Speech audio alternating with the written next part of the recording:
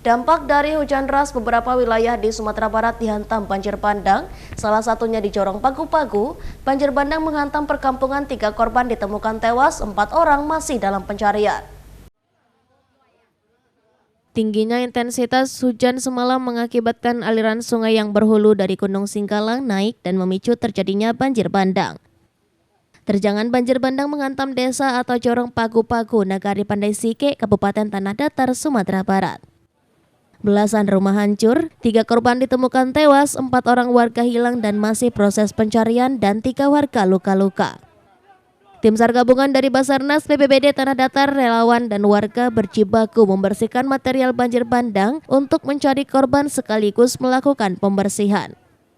Banyaknya korban disebabkan kejadian banjir bandang ini terjadi pada malam hari di saat warga tengah beristirahat sehingga korban-korban tidak sempat menyelamatkan diri. Hujan deras semalam mengakibatkan banjir bandang parah di Kabupaten Tanah Datar dan Kabupaten Agam. Ratusan rumah rusak, puluhan warga menjadi korban. Selain itu, jalan penghubung Padang Bukit Tinggi juga putus.